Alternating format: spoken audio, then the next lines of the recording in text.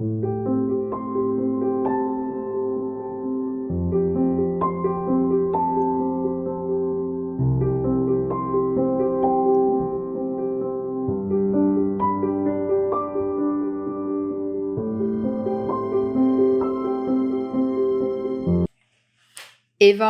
de Jésus-Christ selon saint Marc, chapitre 7, des versets 14 à 23. En ce temps-là, appelant de nouveau la foule, Jésus lui disait: Écoutez-moi tous et comprenez bien. Rien de ce qui est extérieur à l'homme et qui entre en lui ne peut le rendre impur. Mais ce qui sort de l'homme, voilà ce qui rend l'homme impur. Quand il eut quitté la foule pour rentrer à la maison, ses disciples l'interrogeaient sur cette parabole. Alors il leur dit: Êtes-vous donc sans intelligence vous aussi? Ne comprenez-vous pas que tout ce qui entre dans l'homme, venant du dehors, ne peut pas le rendre impur, parce que cela n'entre pas dans son cœur, mais dans son ventre pour être éliminé. C'est ainsi que Jésus déclarait purs tous les aliments. Il leur dit encore: Ce qui sort de l'homme, c'est cela qui le rend impur, car c'est du dedans du cœur de l'homme que sortent les pensées perverses, inconduite, vol, meurtre, adultère, cupidité, méchanceté, fraude, débauche, envie, diffamation, orgueil et démesure. Tout ce mal vient du dedans et rend l'homme impur. Au nom du Père et du Fils et du Saint-Esprit. Amen. Loué soit Jésus-Christ. Rien de ce qui est extérieur à l'homme ne le rend impur. C'est plutôt ce qui sort de l'homme qui le rend impur. Telle est la forte affirmation de Jésus en ce jour où nous célébrons Sainte Joséphine Bakhita. Sainte Joséphine Bakhita est de nationalité soudanaise.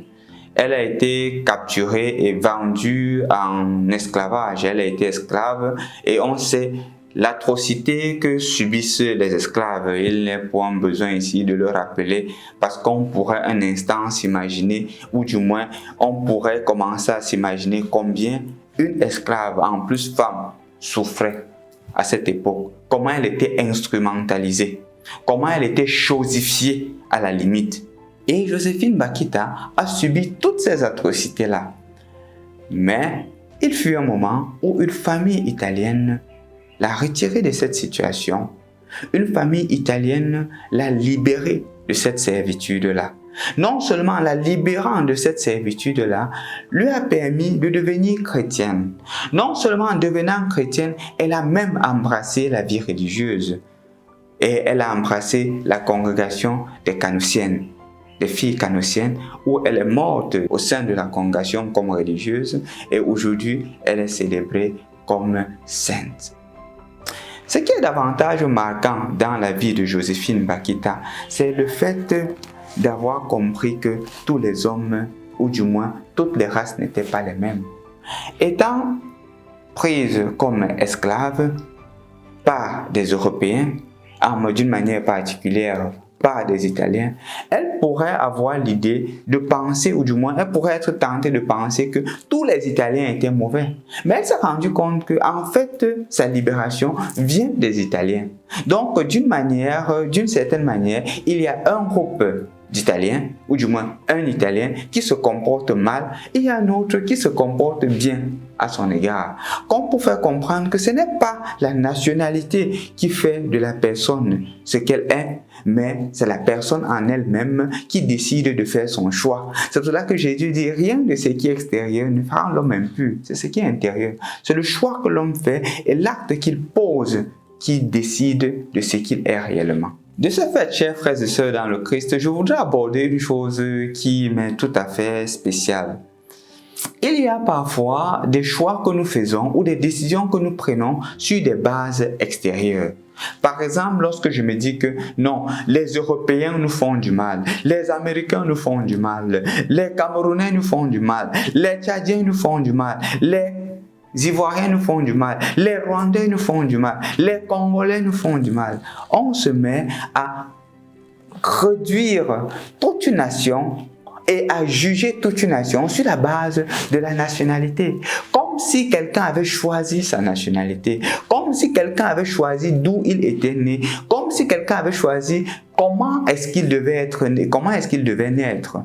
Non, ce n'est pas lié à la nationalité. Parfois même, on se met à contracter des mariages sur la base de la nationalité. Combien de familles viennent me rencontrer, combien de jeunes filles viennent me rencontrer me disant que mon papa ne veut pas de cet homme-ci parce qu'il est de tel village.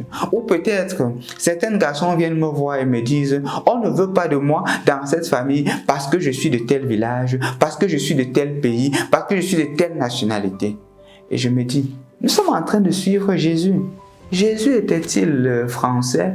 Jésus était-il camerounais? Jésus était-il américain? Non, Jésus n'en était pas. Jésus était juif, israélien. Ça veut dire que si on veut se baser sur cela, on ne devrait même pas être à la suite de Jésus. On devrait laisser Jésus dans la nationalité, dans sa nationalité et basta. Jésus s'est fait tout en tous. Il a choisi une nation pour nous rassembler dans une seule famille. Le choix d'avoir des disciples, le mandat aller dans le monde entier, faites des nations mes disciples, ça veut dire qu'on ne s'identifie plus sur la base de l'extériorité, mais sur la base de notre appartenance au Christ, de ce qui vient au plus profond de notre intérieur, qui est l'amour que Jésus a mis en chacun d'entre nous. Donc, de ce fait, quand je vais faire le choix d'accepter ou de refuser cette personne-ci, je ne dois plus le faire sur la base de l'apparence et de l'apparaître. Je dois le faire sur la base de la proximité avec Jésus. Je dois le faire sur la base de l'attachement à Jésus. Est-ce que cette personne-là aime Dieu? Par exemple, pour choisir mon époux ou mon épouse, est-ce que cette personne est un chrétien ou une chrétienne engagée? Est-ce que cette personne-là sait respecter la femme ou respecter l'homme? Est-ce que cette personne-là a une profonde conviction dans l'unicité et l'indissolubilité du mariage? Est-ce que cette personne aime les enfants? Ce sont des critères parmi tant d'autres qui nous permettent de choisir notre conjoint. Ce n'est pas d'abord dire, est-ce que cette personne est de tel village? Est-ce que cette personne a beaucoup d'argent? Ce sont des critères trop élémentaires. Notre attachement, c'est un attachement au Christ. Et nous devrions toujours nous demander, est-ce que ce que je fais m'aide davantage à me rapprocher du Christ et non à m'en éloigner?